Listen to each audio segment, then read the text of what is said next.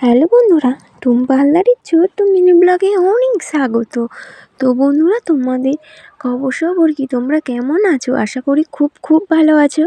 আর তোমাদের ওখানে ঠান্ডা কেমন পড়েছে? আমাদের এখানে প্রচুর পরিমাণে ঠান্ডা পড়েছে।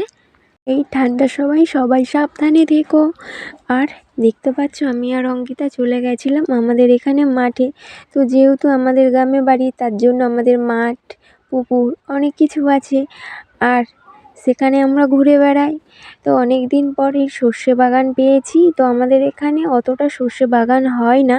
তো যেহেতু অঙ্কিতাদের এই ছোট্টখাটো বাগানটা করেছে সর্ষে ফুল, তো সর্ষে ফুলে ওখানে গেছিলাম, বেশ সুন্দর লাগছিল। মাথায় একটুখানি সর্ষে ফুলও লাগিয়ে নিয়েছিলাম। কেমন লাগছে সর্ষে ফুল লাগাতে আমাকে। আর ওখানে গিয়ে অনেকগুলো ফটো, অনেক রিলস বানিয়েছিলাম। আর অঙ্কিতাকেও অনেকগুলো ফটো তুলে দিয়েছিলাম। অঙ্কিতারই জন্য ওদের বাগানে যাওয়া। ও সকাল দিয়ে 5-6বার ডাকতে এসছে শুধু একটা ফটো তুলবে বলে সর্ষে ফুলের সঙ্গে। তো ওর সূত্রে গিয়ে আমিও সুন্দর সুন্দর ভিডিও করে নিয়েছি, ফটো তুলে নিয়েছি। আর অঙ্কিতা দেখো, ফটো তুলবে বলে কত রকমভাবে দাঁড়াচ্ছে। কার কার এরকম খোলা মাঠ, আকাশ ভালো লাগে অবশ্যই কমেন্ট করে জানিও।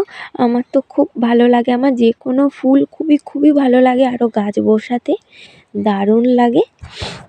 তো বন্ধুরা, শুভ বিকাল। তো অনেক দেরি করেই বললাম, বিকেলবেলায় গিয়েছিলাম। তো আমার এই ছোট্ট মিনি ব্লগটা কেমন হয়েছে অবশ্যই কমেন্ট করে জানিও।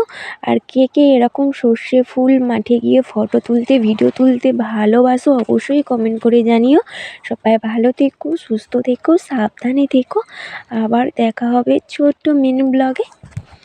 আর অবশ্যই কমেন্ট করে জানিও সর্ষে বাগানটা কেমন লাগলো। টাটা।